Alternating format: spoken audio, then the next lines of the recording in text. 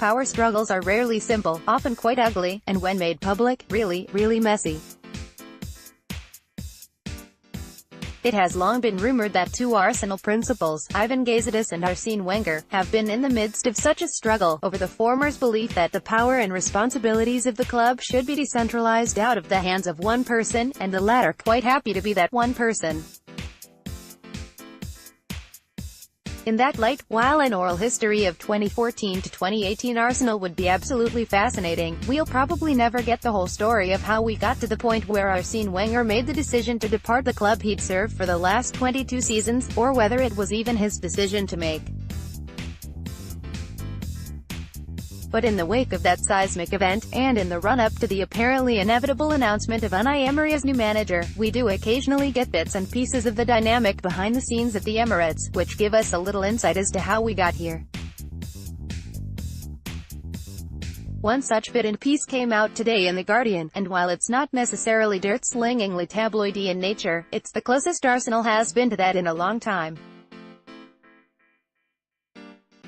The piece, which is about Gazidis' now complete restructuring of the Arsenal front office, is in no way a hit job on Wenger, but it does shade slightly in the direction of "Ivan gave me permission to write this." It gives us a little peek behind the curtain, and it does illustrate just how much control Wenger had at the club as time went on. One of the things that we all suspected was true. Wenger did in fact have Stan Kroenke's ear and have Stan on his side. Wenger had a hotline to Kroenke and he could shape or veto Gazidis' ideas.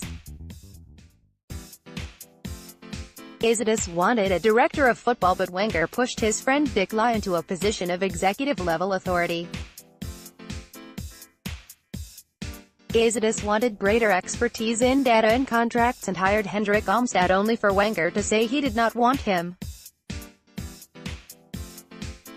Additionally, Arsenal's vaunted purchase of Stadno was something Wenger was not a fan of, which in an age of advanced analytics is a bit of a disappointment.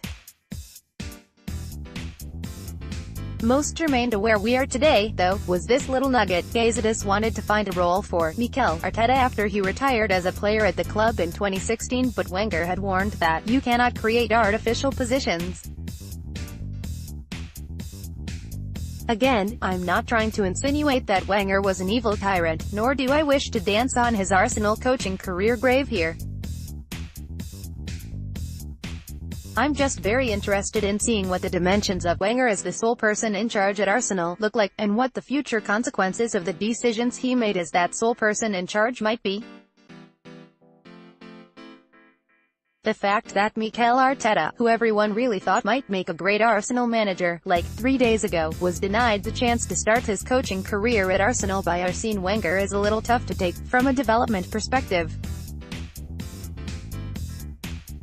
"You cannot create artificial positions" is something my boss, with actual budget constraints and a relatively fixed workload, would be well within his rights to say. On a sports team, though? No. I'd only have to look as far as 185 miles up the road from me to see the most recent example of exactly that. After a few months, it became plain to everyone that Ichiro, beloved Mariner legend turned, what really, he's back now, guy, was no longer capable of holding a spot on a major league roster. So what did the Mariners do? They made him special assistant to the GM, which means he can work out with the team and take BP and help coach, but can't be on the bench during games. That way, they don't lose his expertise and his willingness to work with younger players. You can't tell me Arsenal couldn't have done something like that for Arteta, had Arsene wanted him around. While I still believe Wenger is one of the best managers of all time, anywhere, I think it's entirely fair to criticize his lack of evolution in the last 7 to 10 years of his time at Arsenal. In an age where data became paramount, Wenger was reticent to use it, and in a game where connections can be important, two of the biggest names in Arsenal's recent history, and two of the most important pieces of Arsene Wenger's success at Arsenal, are now learning their coaching trade under the guidance of one of Arsenal's, well, they used to be competitors but are now operating at a level Arsenal aspired to reach. It's said that a Premier League season is a marathon, not a sprint. If that's true, Arsenal are now starting the marathon 450 yards behind everyone else in the elite runners division, and that frustrates me, because it was all so avoidable.